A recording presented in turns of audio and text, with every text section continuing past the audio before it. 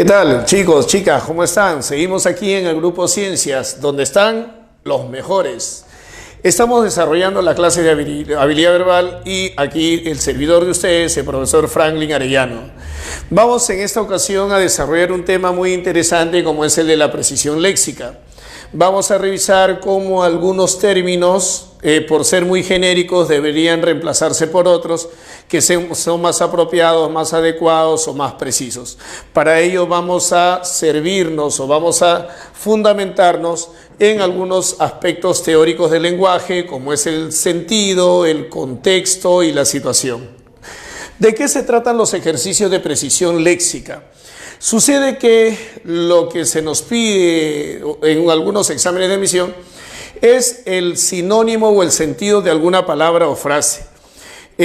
Muchas veces la respuesta que debo marcar como sentido de una palabra o una frase debe ser un término cuyo concepto sea más exacto o más apropiado según el contexto oracional que hayamos leído. Eso es cuando se trata, por ejemplo, de contestar alguna pregunta, pero ocurre muchas veces que también en la exposición académica, en la comunicación formal, cuando a lo mejor ustedes tengan que desarrollarse ya como profesionales, deben ustedes evitar algunos términos que por ser tan genéricos podrían ser ambiguos, oscuros o no expresar el mensaje con claridad tal como se quisiera en un discurso. Entonces, ese tema de la precisión léxica nos es muy útil para resolver alguna pregunta de los exámenes de admisión, pero también para nuestra vida cotidiana. Por ejemplo, si nosotros leemos o decimos lo siguiente: esta novela de Ciro Alegría es una cosa extraordinaria. Esta novela de Ciro Alegría es una cosa extraordinaria. Todos sabemos que Ciro Alegría es un famoso literato, novelista peruano, digno representante del indigenismo en el Perú, y que él escribió interesantísimas novelas que dieron vuelta al mundo. Justamente alguien sobre alguna novela, tal vez Los perros hambrientos, sobre alguna novela de Ciro Alegría se expresa de esta manera: esta novela de Ciro Alegría es una cosa extraordinaria. ¿Se entiende la oración, sí o no? La oración se entiende, sabemos a qué se está refiriendo el autor, pero sucede que la palabra cosa utilizado en ese discurso es un concepto muy genérico, que si bien podríamos utilizarlo a lo mejor en el lenguaje, en la comunicación cotidiana, familiar, amical, ¿no? De repente, mientras conversamos con amigos o con familiares, no es apropiado utilizar el término cosa si queremos nosotros expresarnos con un registro más formal o más académico. Entonces, al tratarse de una novela y ser una novela una expresión o una creación literaria, la palabra cosa deberíamos cambiarla por otro término más apropiado, más exacto. Entonces, en lugar de decir esta novela de Ciro Alegría es una cosa extraordinaria, mejor sería decir esta novela de Ciro Alegría es una obra, porque es una obra literaria extraordinaria, ¿no es cierto? Sería mejor, sería más preciso, sería más exacto. Cosa es un concepto muy genérico que, repito, podríamos utilizarlo en nuestro lenguaje cotidiano, pero no dentro de un registro formal o académico. Lo mismo con el verbo hacer, por ejemplo, ¿no? El verbo hacer también es un infinitivo bastante genérico, ¿ya? Por ejemplo, si dice así: haz una solicitud dirigida al alcalde de la ciudad. El infinitivo hacer es muy genérico, ¿no? Entonces podríamos a lo mejor reemplazarlo por otro término más preciso, más exacto. Haz una solicitud. Mira, ve, la solicitud es un documento y los documentos se escriben. Pero yo podría escribir también con alguna incorrección. Pero si se trata de escribir un documento formal, lo que voy a escribir o la forma como voy a escribir no debe tener errores. Debe ser un documento correctamente escrito. Y cuando se escribe correctamente, entonces mejor es utilizar otro término, como por ejemplo el que vamos a escribir aquí. Por ejemplo, si decimos redacta, ¿ya? Entonces, en lugar de decir, haz una solicitud dirigida al alcalde de la ciudad, mejor sería decir, redacta una solicitud dirigida al alcalde de la ciudad, ¿ya? Y acuérdate que cuando se redacta, se escribe, pero se escribe con corrección, ¿ya? Listo, vamos con otro ejemplito. ¿Qué dices acerca de lo que te conté? ¿Es peligroso? Pregunta. ¿Qué dices acerca de lo que te conté? ¿Es peligroso? La palabra decir también es un concepto genérico, ¿correcto? Pero de acuerdo con el contexto, de acuerdo con la oración, la palabra, esta palabra dices lo podría cambiar por otro más exacto. Fíjese lo que le está pidiendo. Mire la pregunta. ¿Qué dices acerca de lo que te conté? Y fíjate lo que le pregunta. ¿Es peligroso? O sea, ¿qué es lo que uno está esperando del otro? ¿Qué es lo que el emisor está esperando del receptor cuando le dice, ¿es peligroso? Lo que le está pidiendo es una opinión, ¿sí o no? Entonces, mejor sería decir, ¿qué opinas acerca de lo que te conté? ¿Es peligroso? Y el otro le dará pues su opinión si eso no es peligroso. Lo mismo tenemos con el verbo o el infinitivo tener. Palabra genérica que la podríamos reemplazar por otra más exacta. Fíjense, la oración dice así. Ahora tiene la función de alcalde del distrito. Ahora tiene la función de alcalde del distrito. Si uno lee o uno escucha o lee una oración así, uno entiende de qué se trata el mensaje, pero no es el registro académico formal el que se está utilizando. Entonces, en lugar de decir, ahora tiene la función de alcalde del distrito, mejor sería decir, ahora ejerce la función de alcalde del distrito. ¿Por qué? Porque el verbo o el infinitivo ejercer hace referencia también a la función que una persona puede estar cumpliendo en determinada circunstancia y el alcalde está cumpliendo una función. Entonces, en lugar de decir, ahora tiene la función de alcalde, mejor sería decir, ahora ejerce la función de alcalde. En lugar de decir, ¿qué dices acerca de lo que te conté? Mejor sería, ¿qué opinas acerca de lo que te conté? El registro es más formal. En lugar de decir, haz una solicitud, mejor sería, redacta una solicitud. Y en lugar de referirnos a alguna obra literaria como cosa, mejor la llamamos como exactamente es, una obra. Recordemos entonces que la precisión léxica es la capacidad, fíjense, es la capacidad que nosotros tenemos para expresarnos con mayor propiedad, exactitud y claridad. Muy pero muy útil cuando queremos transferir los mensajes y queremos que las otras personas nos entiendan mejor, ¿ya? ¿Cuáles son las características de la precisión léxica? Se usa un registro idiomático formal, que es el que hay que utilizar, por ejemplo, cuando se trata de una exposición académica o una exposición profesional, de algún profesional. El registro idiomático es necesario conocerlo y hasta dominarlo cuando nos enfrentamos a pruebas en exámenes de admisión. Otra característica de la precisión léxica es el enriquecimiento del discurso académico. Obviamente, mientras que conozco una mayor cantidad de palabras que están comprendidas dentro de un registro o un nivel de lingüístico formal, entonces se va a enriquecer el discurso académico.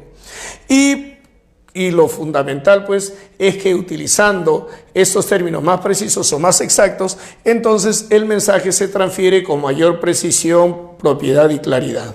Entonces, tenemos nuestros ejemplitos, el concepto y las características de la precisión léxica. Lo que sí debemos tener en cuenta, y esto también es muy importante, es que el término que vayamos a usar en una oración para expresarnos con mayor propiedad, vale decir, con la precisión léxica, tiene mucho que ver con el sentido que vaya a tener la palabra que nosotros vamos a utilizar. ¿Correcto? Entonces vamos a estudiar un poquito acerca del sentido. El sentido es el valor semántico exacto que tiene una palabra, una frase o una oración, dependiendo del contexto o de la situación comunicativa. ¿Ese es correcto? Por ejemplo, se me ocurre la palabra mañoso. Entonces, si yo digo, por ejemplo, mira, ve, fíjate, ese es un mañoso. Bueno, pero ¿qué sentido tendrá mañoso?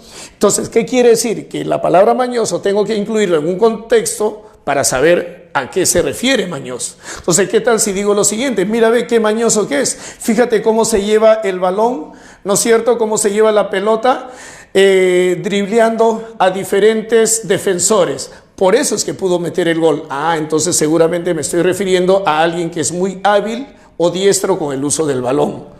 Pero ¿qué tal si digo lo siguiente? Mira qué mañoso es. Apenas lo dejan en su cuna, empieza a llorar.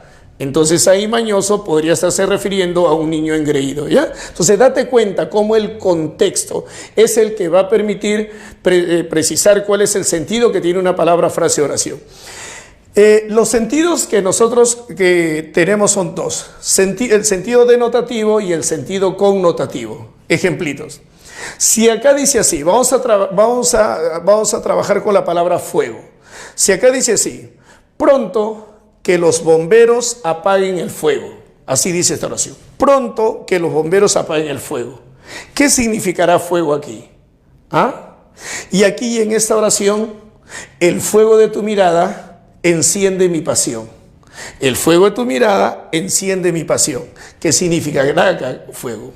Cuando decimos pronto que los bomberos apaguen el fuego, es muy probable pensar, ¿no es cierto?, que aquí con la palabra fuego se debe estar refiriendo a la llama, a la flama o al incendio, ¿sí o no? Entonces vamos a utilizar aquí que es muy probable que se esté refiriendo a la palabra llama. Pero cuando dice el fuego de tu mirada enciende mi pasión, no voy a llamar a un bombero para que le meta un manguerazo en el ojo de la chica, ¿sí o no? Cuando dice el fuego de tu mirada enciende mi pasión, es muy probable que aquí con la palabra fuego se esté refiriendo a la intensidad de la mirada. ¿Listos? Entonces, te darás cuenta que de acuerdo con el contexto, el sentido de una palabra puede diferir. ¿Cuándo se llama sentido denotativo? Llamamos sentido denotativo al sentido recto o directo, o si quieres, objetivo. Ese es el sentido denotativo. El recto, directo, objetivo. Pero el sentido connotativo, que es el que depende fundamentalmente del contexto, es más bien el sentido insinuado, sugerido, o también podríamos decir que es el sentido figurado. Entonces, démonos cuenta que el contexto es determinante para poder identificar en qué sentido se está utilizando una palabra, una frase o una oración. Saben ustedes bien que identificar el sentido de una palabra, frase o oración será muy, pero muy importante en la interpretación de textos. ¿Correcto? Entonces, más adelante veremos cómo toda esta teoría la vamos a volcar al análisis del texto. Pero durante la explicación, más de una vez he estado refiriéndome a que el sentido de una palabra, frase o oración depende de su contexto. Entonces, revisemos qué es el contexto y más adelante revisemos a qué se refiere con la situación. El contexto viene a ser el entorno lingüístico, ¿ya? Viene a ser el entorno, es lo que está alrededor. El contexto viene a ser el entorno lingüístico del cual depende el sentido de una palabra, frase o oración.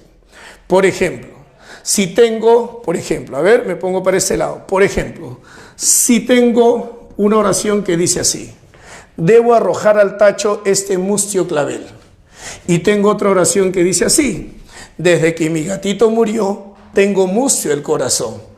Ajá, fíjense por favor el contexto, entorno semántico del cual depende el sentido de una palabra, frase o oración, en este caso la palabra mustio. Cuando dice debo arrojar al tacho este mustio clavel, sabiendo que el clavel es una flor, ¿cuál sería la razón por la cual tengo la obligación de arrojar al tacho a ese clavel? ¿Por qué será que tengo que arrojar al tacho ese clavel? ¿Qué significa entonces mustio? ¿Con qué palabra puedo calificar al clavel para tener la obligación de arrojarlo al tacho? Entonces, al decir debo arrojar al tacho este mustio clavel, es muy probable que mustio, ¿qué pueda significar? Dímelo por favor, que hasta aquí te escucho. Ajá, eso es, voy a escribir aquello que estabas pensando, marchito. Pero cuando dice, desde que mi gatito, fíjate que estoy utilizando un diminutivo y ese diminutivo connota cariño o afecto. Desde que mi gatito murió, tengo mustio el corazón. ¿Cómo estará mi corazón si mi gatito murió? ¿Mi corazón va a estar marchito? No, porque mi corazón no es una planta. Pero ¿cómo estaría mi corazón si mi gatito, a quien tanto quería, murió? Entonces voy a decir, por ejemplo, que aquí mustio significa triste. En consecuencia, ¿no es cierto? Mustio significará marchito o significará triste, dependiendo del contexto. Ahora, aquí hay un aspecto muchas veces descuidado también para el reconocimiento del sentido de una palabra, frase, oración, que es la situación. ¿Y qué viene a ser la situación? La situación viene a ser la realidad, viene a ser la circunstancia, el suceso, el hecho en el cual se produce el proceso comunicativo. Entonces, esa realidad, el ambiente, la circunstancia, lo que esté ocurriendo en el momento que se produce un proceso comunicativo, también va a influir poderosamente en el sentido de una palabra, frase, oración. Ejemplos. Ejemplo. Vamos a suponer, fíjense, vamos a suponer que alguien grita, ¡qué bestia! Fíjate, al decir qué bestia, yo no sé exactamente a qué se refiere con bestia. Fíjense por aquí, no tengo más palabras para saber qué significa bestia. O sea, el contexto no me ayuda para reconocer el sentido que tiene bestia. Pero vamos a poner esta frase en diferentes situaciones, en diferentes hechos, y nos vamos a dar cuenta cómo bestia va a adquirir determinado sentido en cada situación que es diferente de la otra. ¿Qué significa bestia? ¿Qué sentido tiene bestia cuando alguien está viendo un monstruo en una película? Si alguien está viendo un monstruo, está viendo una película y aparece un monstruo y el espectador dice o piensa, ¿qué bestia? ¿A qué se refiere ahí con bestia? ¿Cierto? Entonces, será muy diferente si, por ejemplo, la persona que utiliza la expresión ¡qué bestia! Se está refiriendo al motociclista que va a gran velocidad por la autopista. Ajá, entonces, para aquel que está viendo la película, aparece el monstruo y él dice o piensa ¡qué bestia! Entonces aquí está haciendo referencia a un ser anormal. Aquí está haciendo referencia a un ser anormal, que es el monstruo que está en la película y que no es el flaco de algunas chicas que me están viendo. Pero cuando alguien dice ¡qué bestia!, refiriéndose al motociclista que va a gran velocidad por la autopista, entonces ahí bestia ya tendrá otro sentido. No se referirá al ser anormal, sino se referirá a una persona temeraria. ¿Qué temerario? ¿Y quién es un temerario? Temerario es la persona arrojada, osada o atrevida, cuya acción implica riesgo o peligro para él o para otros. Y como el motociclista puede estar yendo a gran velocidad por la autopista, entonces su acción está implicando un riesgo o peligro, sea para él o sea para otro. Sí, entonces notemos cómo, queridos postulantes, tanto el contexto como la situación pueden influir poderosamente en el reconocimiento del sentido que tenga una palabra, una frase o una oración. Esta es la teoría, con los ejemplos, nos va a ayudar muchísimo, muchísimo, sobre todo en interpretación de textos.